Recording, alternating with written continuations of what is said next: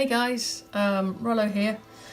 Welcome to part one of my bite-sized basics video guides, where I'll be talking about my workflow, my process, my drawing process, and we're going to be talking about the design process, which is the first stage to it. So, you know, whether you're new to drawing, if you've been drawing for a bit and you want to switch things up a bit, or if you just want to sit there and listen to me prattle on, you're very welcome, and I hope you get something out of it. I'll also be talking about how this relates to the stages of alchemy and alchemy in general, because we're all alchemists, whether we know it or not. We're all alchemists and we transmute a lot. And it's a bit of, you know, it's in these crazy 3D times, what's going on out there, it's nice to escape into a world of creation, into a world of art and drawing, and get those vibes up. So diving right in, speaking of which, people say to me, or they still say to me, they used to say to me, where do you start with something like this? How do you start? Do you just go right in? Do you just start drawing? Back in the day, that is exactly what I used to do. But my pieces never turned out how I'd imagined them to. And I couldn't figure out why. And it took me a while, but I started to follow a few artists. I was not above nobbling my favourite artists and asking them where they started. I would recommend doing that, definitely. You know, bug the hell out of them and, you know, ask them about their work process, ask them about stuff, because it really does help. And you know what? The art community is amazing. They're all about the sharing, so go ahead, do that. So I kind of, you know, diving straight in, doing, you know, drawing and everything, never turned out how I wanted it to, until I started to apply some basics and some fundamentals to my artwork, and it completely changed how it looked and how it ended up.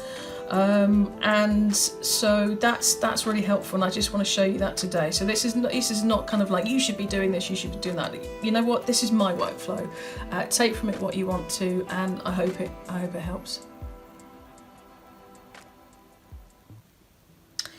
So this is pretty much how all my drawings and pieces start out, and this is called the thumbnailing process.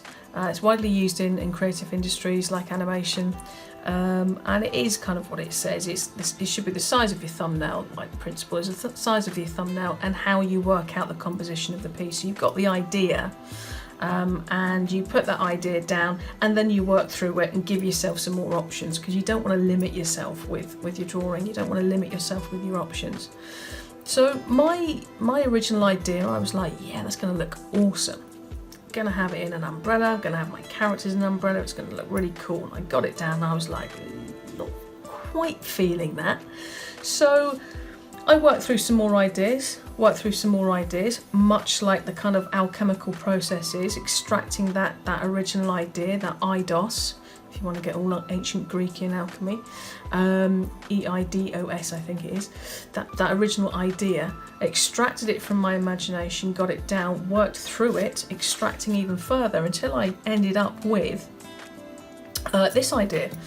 You know, I like to work bigger. That's just the way I roll. You can, you know, they say thumbnailing, you can work in any size you want, whatever works for you. Okay, so I ended up here, and I'm like, okay, that I'm feeling that, definitely feeling that.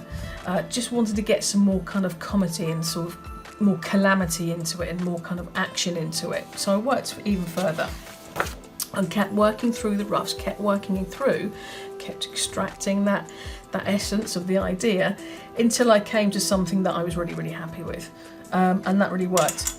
So we're working through the composition of the piece, and while we're talking about composition, okay, if you don't know, if you've not worked with composition before, you're not quite sure of where to start with composition even, I like to keep things simple.